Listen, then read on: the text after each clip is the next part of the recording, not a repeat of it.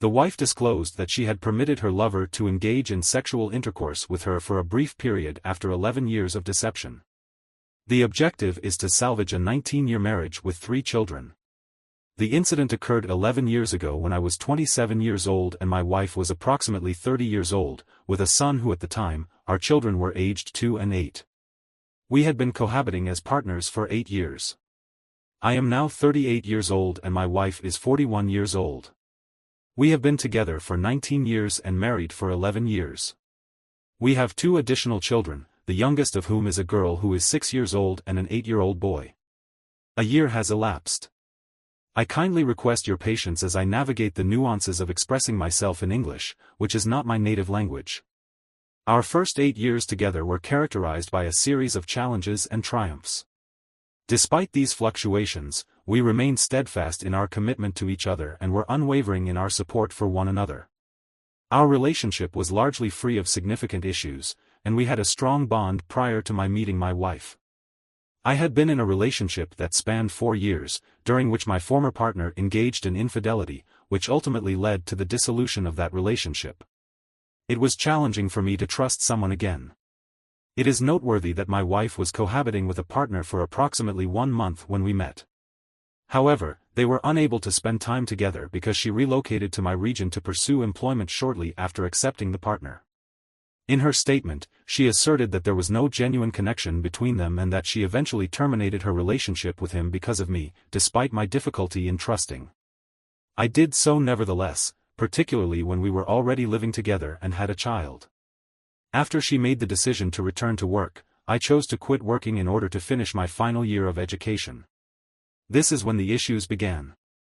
My mother was responsible for our child while she was working, and I was able to focus on my studies due to the fact that my mother resided in a different region. It took us a full day to travel so that we could bring our son to visit her after staying. After a month, we returned to our respective residences with our mother.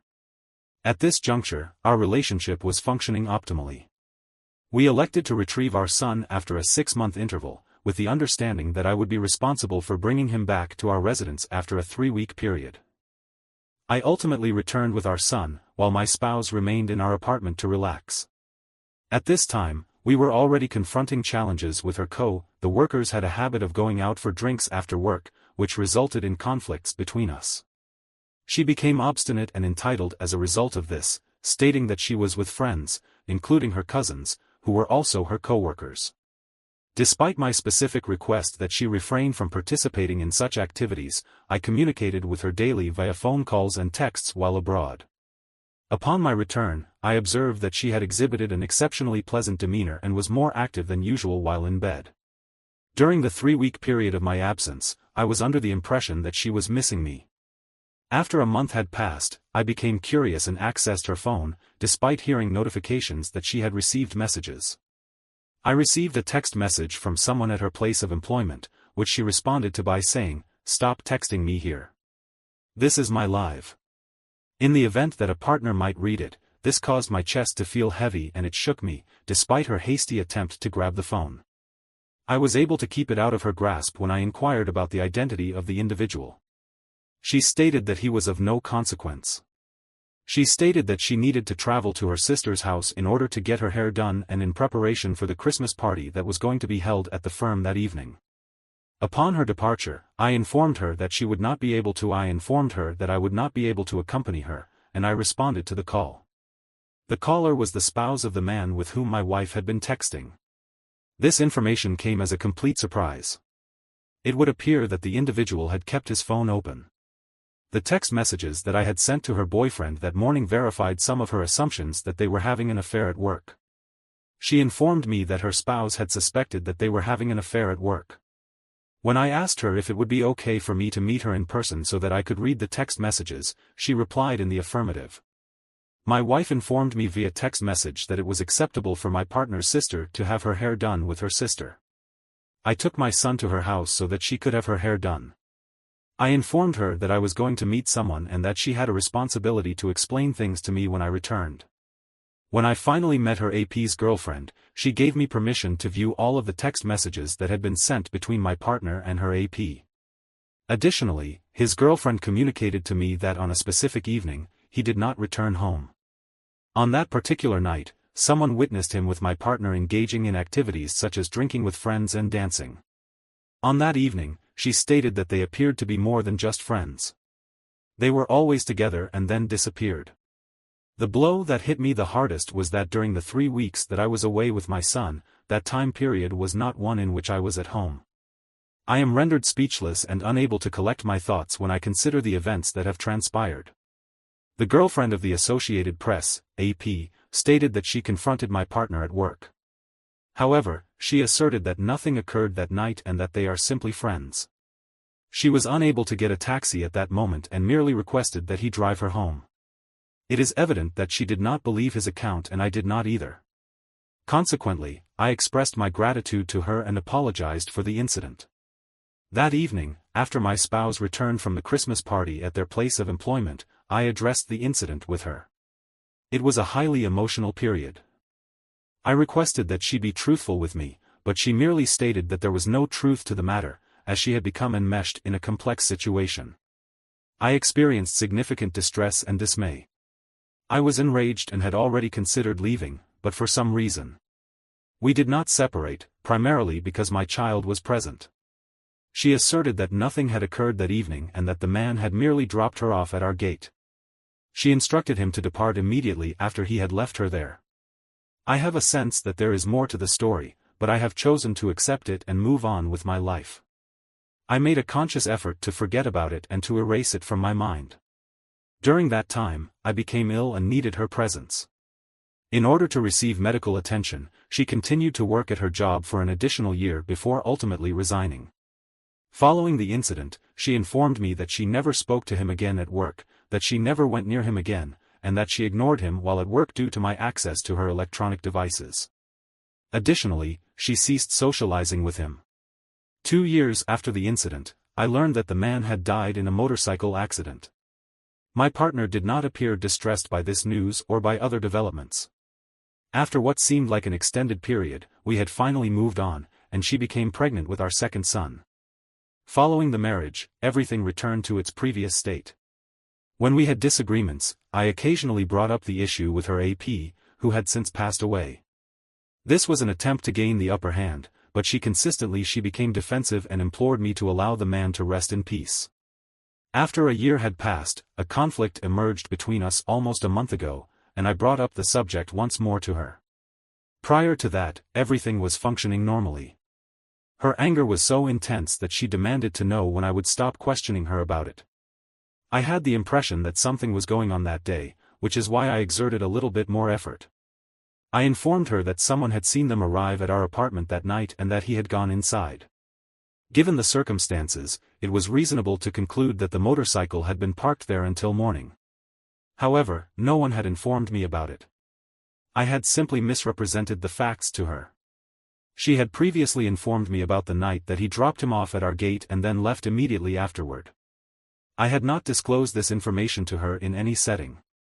Upon observing that she was taken aback by this, I immediately inquired as to who the individual was who had informed me of this as well as the reason why she had only recently been aware of it.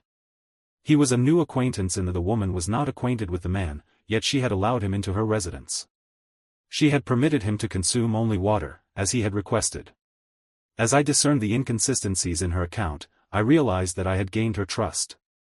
I inquired about the duration of her presence. She replied that she had only been there for a few minutes.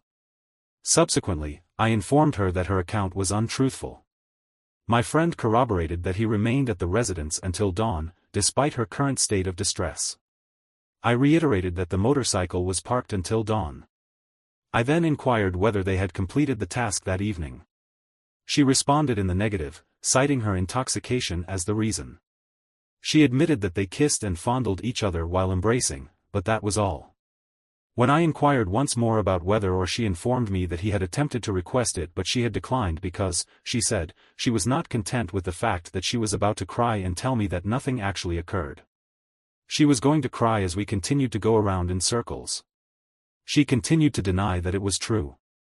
At this point, I had a thought. I explained to her, okay, I believe her now. Whatever she's telling me, nothing happened, and I will accept it.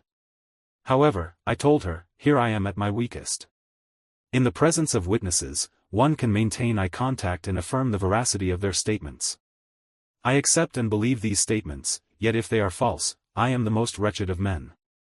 God is aware of my anguish and knows the extent of your deceit. If you retain even a modicum of respect and affection for your spouse, you will suffer as well from further falsehoods in his presence. I managed to suppress my emotions, and she gazed at me with averted eyes. I then stated that if there were any further issues that required confession, I would address them immediately. I reassured her that I would forgive her if she expressed remorse for her actions.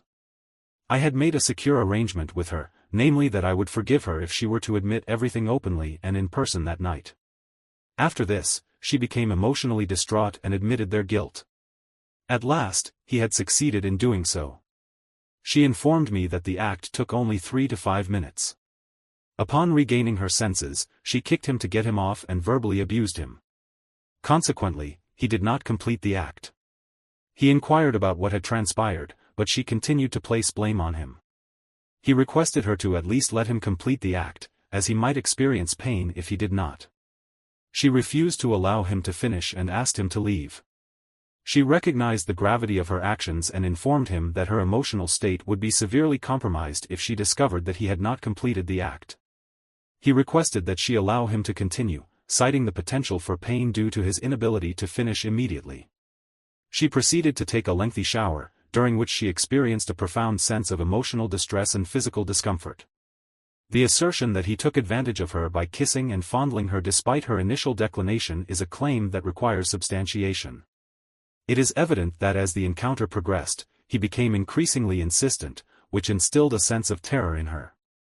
The prospect of what he might do if she persisted in her rejection was a significant factor in her decision. He informed her that he was far away and that no one would know if no one would tell, and he would not make her pregnant. Additionally, he assured her that he would not make her pregnant.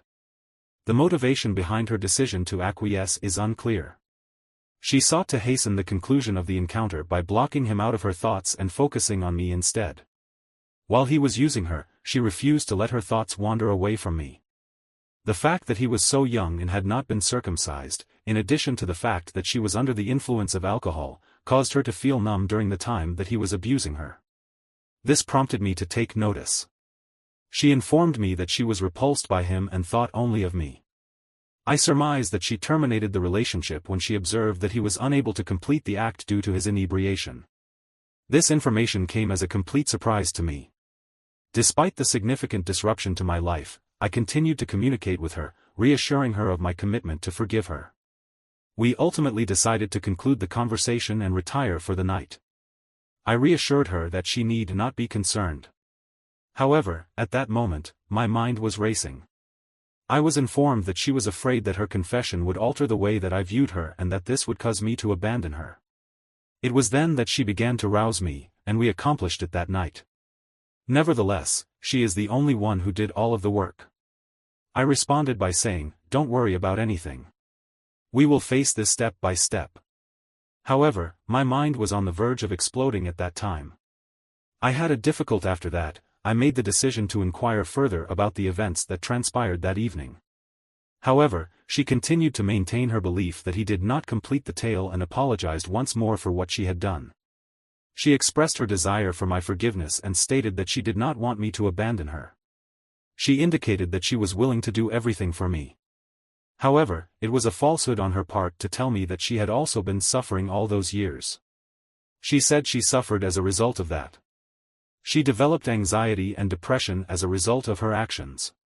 She recently disclosed that she had lied for 11 years because she did not want to cause me harm and because she did not want our family to be destroyed, as our children would be the most severely affected. She is aware of how she disregarded me and betrayed my confidence by allowing him to remain at our place and carrying out the actions she did. She is deeply remorseful for her actions and acknowledges that it was an error in judgment.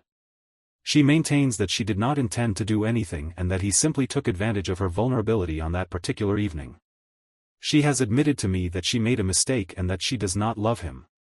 She has even gone so far as to tell me that she wants to tell her sister about it and that she wants to know if she can report him because she felt scared and coerced.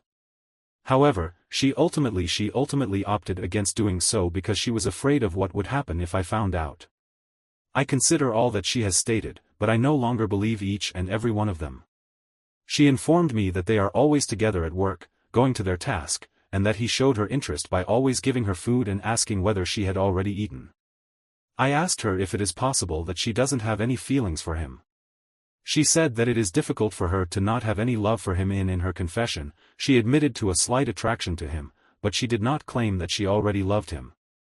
According to her, she only had a slight fondness for him due to the attention he received, and that was the extent of it. When I inquired about her feelings towards him, she responded that she did not feel attracted to him and that she simply enjoyed his company and the attention he provided. None of her feelings for him were romantic, even though it has been approximately a month since D-. Regarding the children, we are doing well and have decided to maintain the status quo. However, I informed her that I was still deciding what would take place and that I had not yet forgiven her, despite my promise to do so if she admitted her guilt. I believe that I would be able to forgive her, as I am only human, and I believe that forgiveness is a natural human response. I had assumed that forgiveness would be a simple process. However, I discovered that I was not yet in a position to forgive her. Before going to sleep, we participated in a sharing therapy session. This involved allowing each other the opportunity to talk and share our opinions without interrupting or commenting on what was being said. Throughout the entire session, the other person's responsibility was to simply listen. The next person then had the opportunity to share. Consider the information that your spouse shared the night before to be truthfully conveyed and to be the rule that must be followed at all times. I requested a timetable regarding them, and I simply listened to her. This is of great assistance. She recounted all that she could recall. In addition to the lunch dates, conversations, and topics discussed between the two, she revealed that he had requested her to leave me and be with him. Furthermore, I provided my thoughts and feelings regarding the material she presented, as well as my overall perception of it. Some information was uncovered through our communication that was not disclosed during the disclosure. D. The aforementioned day proved beneficial insofar as it facilitated the uncovering of certain details, which had previously remained obscured due to my preoccupation with the information she had disclosed. I am currently experiencing intermittent bouts of intense emotional distress, accompanied by feelings of anger. Conversely, I am grateful that the incident has brought to light the events that transpired on that particular evening. My imagination is no longer necessary, and I am already familiar with the specifics. During moments of intense pain, I ensured that she was aware of everything that was going on, and she was quite supportive. Over time, I am gradually coming to terms with her presence in my life. She complied with all of my demands and did whatever I suggested in order to improve our relationship. She consented to all of my criteria. Despite my anticipation that her pride and ego would get in the way, she severed the relationship. The only situation that she is unable to tolerate is the prospect of me forming an attachment to another woman. Despite experiencing fluctuations in mood, I am willing to remain in the relationship for an extended period. However, I continue to experience distress when I reflect on the incident. When I view films and observe postures comparable to those performed by my wife and her assistant on that evening, I experience a painful emotional response. Could there be a possibility of forgiveness? I am currently unable to determine whether she is deserving of a more extended opportunity. I am grateful to you all for your comments and thoughts, which I find very much appreciated. I would like to provide one more update. I would like to thank everyone for your comments and thoughts, which I find very much appreciated. Additionally, I would like to mention that there was a period of time when she gave me permission to whip her a total of 19 times, 8 times with a stick and 11 times that I used my hands. These incidents occurred 8 years prior to the cheating and 11 years after the cheating. The initial 8 years of her life were arguably the most challenging, as they were the years in which she made the decision to deceive. It is possible that this decision marked the beginning of a pattern of dishonesty that has persisted for over a decade. During this time, she has been unfaithful to me on numerous occasions. In examining the dynamics of infidelity, I came across a statement that suggested a potential approach for a betrayed partner to regain some sense of pride and strength of character. This approach involved allowing the unfaithful spouse to face the consequences of their actions with the understanding that it would help them to recognize the need to change. This suggests that those who engage in infidelity may have underlying narcissistic tendencies. Those who are narcissistic and have enormous egos are not able to be submissive and humiliated, as they always want to be in control. This is something that everyone is aware of. I simply informed her about it and she said that she was in complete agreement with me. However, I can assure you that it was not a walk in the park for her, despite the fact that it is not in my nature to cause bodily harm to another person. The marks that I made on her body even caused me to damage my hand for her to be able to walk and sit in an appropriate manner. It required several days for her to recover. The fact that she persevered to the very end is a testament to her resilience, despite the fact that she is free to quit at any point.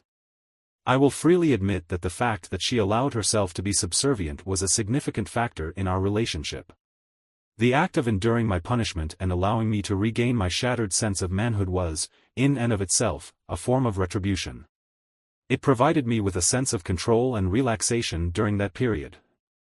I felt that I had the upper hand in prolonging my relationship with her. The reason for this is that I sensed her regret. Over the course of 11 years, she engaged in deceitful behavior, which negatively impacted my role as a father and husband. Despite my capacity for forgiveness, I was unable to overlook her actions. I informed her that her actions were unacceptable and could not be forgiven. I advised her to accept responsibility for her actions at an early stage. During this period, I experienced intense anger due to my volatile temperament. My children also became detached and distant. In addition to enduring hardships, I also attempted to cheat on my wife. However, I was able to stop myself at the last moment. My wife was aware of my infidelity while I was destroying the house. She was sobbing in the corner of the room due to the issues we were having. I am currently filled with a great deal of rage when I think about it. I do not believe I will be able to tolerate the person in the future. I would have already sought a separation if I were in my wife's position. Additionally, I have experienced near-death situations due to illness and accidents, which have provided insights into life's more profound realities, despite my wife's perspective. I am aware that not everyone may concur with my assessment, but I stand by it nonetheless, despite the possibility of accusations. I was accused of being weak, yet my perspective on the matter is the antithesis of this accusation. I experienced feelings of isolation, despite the impression that I had a home with my wife. In reality, I was homeless, even if she had not yet admitted it to me. At that time, I offered her a second chance, but made it abundantly clear that it was the final chance she would ever have. Furthermore, we agreed that I would be in an open relationship, but she would not. This would only occur in the event that I have already determined that she is no longer fulfilling the roles of a good wife and mother to our children. If she is aware of this fact, will I utilize this option? I ensured that she was aware that I retain the right to make this choice and that I am able to do so when necessary. It is imperative that she abstains from involvement in matters pertaining to infidelity. In the event that she becomes aware of any interest from another individual, she is obliged to disclose all pertinent information to me so that we can intervene at an early stage and prevent any further complications. She complied with this request. Furthermore, I informed her that should I ever suspect that she is concealing something from me, it will result in should I gain the impression that she is concealing something from me once more, the inevitable consequence will be the dissolution of our relationship. I am convinced that all of my children belong to me, and their physical appearance is identical to mine. Indeed, my daughter is resentful of this fact, as she is a reflection of me. It seems that there is no need for DNA testing. I also contemplate what might have been had I simply left 11 years ago. I adhere to theistic beliefs and am aware that there is a rationale behind God's decision not to permit it to take place. Despite the simplicity of the alternative, I maintain my belief in God. Additionally, I question whether leaving at this moment would be beneficial, despite recognizing that it is not the optimal decision. In a nation where divorce is not legally permitted, we have reached a consensus, despite the objections of some. Some may be unable to move on from infidelity. I am moving towards embracing what has occurred and acknowledging that it is a natural part of life. Life is brutal and unforgiving, but it is up to us to decide whether or not we will allow it to consume us. I pray that God will bless all those who are currently experiencing pain. You have my support, and I pray that you will be able to. One must find the strength within oneself to reject anger and instead embrace love. The second update is that we are still working to reconcile. Time is a significant component for me when it comes to dealing with all of this. I came to the conclusion that I would remain and give it another shot, but with some modifications to the way we were set up. Another relationship is permitted, and I may utilize this password at my discretion, particularly if I perceive that she is not genuinely committed to reconciliation. We have agreed that I may pursue another relationship, provided that she is kept informed. She is currently open with her gadgets and will inform me if someone attempts to engage with her at work or elsewhere. It is imperative that we address this issue as soon as possible, given that she has only been given a second opportunity and no other choice for a third. She must avoid any involvement that could lead to infidelity or result in me accusing her of wrongdoing once more. I can confirm that she is genuinely remorseful and regrets her actions. Despite the ongoing challenges, she consistently demonstrates a willingness to assist in the reconciliation process. She endeavors to provide support, even as we continue to navigate our lives with our children. I find myself still experiencing moments of intense laughter when I reflect on our situation. While it is not as challenging as it was in the immediate aftermath of the incident, it is clear that there are still significant hurdles to overcome. On the day in question, I made a point of communicating my feelings to her and informing her of the breach of my trust in her, in order to facilitate our collective coping mechanisms. I requested her assistance with certain tasks, and she expressed no objections, with the exception of one item. This matter is not known to any other individual from her family or mine. We are the only ones aware of the difficulties we are facing as a result of my familiarity with her. I have concluded that her primary motivation for cheating on me is her selfish nature. To test her, I intend to force her to do what I believe she fears the most. As a self-centered individual, she places a high value on her reputation among our mutual friends and family members. She is reluctant to allow her reputation to be tarnished or compromised in any way, particularly as a result of my actions. I have requested that she confess her infidelity to both of our parents. We will ask them to keep all of this information will remain between us and will not be disclosed to anyone else in either of our families. Furthermore, we will seek guidance from our families on how to reconcile our differences, rather than allowing her to confess to other members of our family and friends. I made the decision to only allow her to confess to our parents when I informed her about this test. I observed that her response was sincere. This is the basis of my observations when she realized that both of our parents would be aware. The fear she displayed was evident in her eyes. The most challenging request she made was for me to administer another test. However, I believe it is essential for me to ascertain whether she is genuinely committed to this course of action. She wants us to maintain confidentiality and address the issue independently. However, I believe it is crucial for me to gain a deeper understanding of the matter. I informed her that I regarded herself, I have identified centeredness as the primary adversary and have set out to overcome it by compelling her to make the greatest sacrifice for me, namely, to give up her reputation to our parents.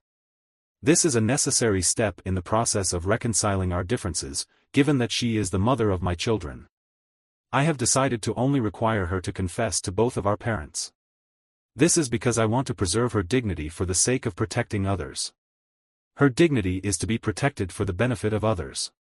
It is sufficient for her to demonstrate that she is capable of making this ultimate sacrifice.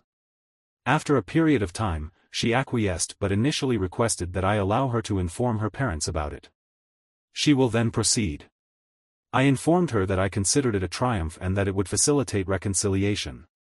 I assured her that once she achieved this, would lose my past in order to have another relationship, and I would only concentrate on giving her my full attention once more. I intend to replace her as her partner in we are going to move on from this unfortunate situation. I have made it clear to her that I am willing to forgive her, but that I cannot condone her actions. Cheating is unacceptable and incompatible with the values of a healthy relationship. I would like to hear from those who have reconciled successfully. In light of these considerations, what do you consider to be the most important test that you believe is required for you to demonstrate that your marriage is still worthy of another chance? I took into account numerous factors, including our children and our lives together over the 19 years that we were married, despite the fact that she lied to me for more than half of that time, and my feelings toward her. Based on these factors, I believe that she has expressed remorse for her actions and has demonstrated a commitment to rectifying the situation. Furthermore, she has dedicated herself to our family. The DNA results have confirmed that I am the biological father of her children. There is no evidence of sexually transmitted diseases. She engaged in deceit for 11 years, but it appears to have been motivated primarily by a desire to safeguard the integrity of our family. This aligns with my initial assessment. It is evident that half of this peacetime plays a significant role in how one copes with situations.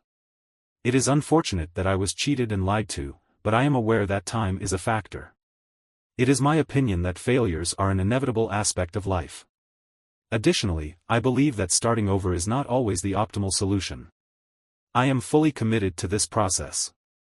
To all couples who have been betrayed, especially male spouses like myself, it is acceptable to grieve. I empathize with the excruciating pain you are enduring. I hope that we can all attain the serenity we seek and that we can rebuild our trust in one another. To the spouses who have been cheated on, is it permissible to consider? One might consider oneself unfortunate for having been cheated, or conversely, fortunate for having discovered the truth. It seems inevitable that there will always be a cheater in a relationship, regardless of gender. My own experience of living with this reality has prompted me to raise this issue. My partner has already admitted her guilt to both our parents, 3 months after the event. Given their dissatisfaction with her, it is evident that they prefer us to reconcile rather than pursue separate paths, particularly in light of the children. I am gratified that she was able to accomplish this, despite the considerable challenges she faced. I am confident that I have the parents' support, as I was the one who disclosed the affair and provided them with a detailed account. In addition, my wife has communicated with them and expressed remorse for the affair. They acknowledged her apology and advised her to refrain from repeating the infraction. Furthermore, they informed her that she would have to regain my trust by maintaining secrecy regarding the affair and preventing its disclosure. Conversely, this is where her parents' perspective diverges. They perceive the situation as a significant challenge. It is unfortunate to learn of such a distressing situation. Infidelity can be a challenging aspect to navigate, and the emotions involved are often complex. It is encouraging to observe that your wife has taken steps to enhance transparency and has expressed remorse for her actions. It is not uncommon to experience a range of emotions during this process. These emotions may include skepticism and hurt, as the process of re-establishing trust is a gradual one. For the healing process to be successful, it is essential for both partners to demonstrate patience and dedication. The following suggestions may be helpful. 1. In communication, it is important to maintain consistent and open channels of communication. During this process, it is beneficial to talk to your wife about your emotions, concerns, and uncertainties. It is essential to communicate in an honest and respectful manner. In seeking professional treatment, it may be beneficial to consult with a marriage counselor or therapist. A professional can provide guidance and facilitate impartial and helpful conversations. Individual counseling may be beneficial for both you and your wife. It is recommended that couples seek counseling on an individual basis to process their own feelings and gain insights into the underlying causes of the affair. Establishing clear boundaries and expectations for the future is an essential step in the process of rebuilding trust. In order to set appropriate boundaries, it is important to discuss and agree on the modifications that need to be implemented to prevent similar problems from occurring in the future. It is essential to be patient and understand that rebuilding trust takes time. It is important to recognize that rebuilding trust will take time as you progress. It is natural to encounter obstacles and uncertainties along the way. It is essential to maintain a patient attitude towards both yourself and your wife as you navigate this challenging journey, taking into account the impact on your children. It is understandable that you are concerned about the effect this will have on your children. It is crucial to ensure their well-being is a top priority. The well-being of the children is of paramount importance. It is essential to consider ways to mitigate the potential impact of separation on them. The decision to pursue further reconciliation attempts or to opt for an alternative course of action is a personal one that requires careful reflection to ascertain whether progress is being made. It may be beneficial to regularly assess one's feelings. It is crucial to remember that, during this challenging period, seeking support from friends, family, or a support group can be beneficial.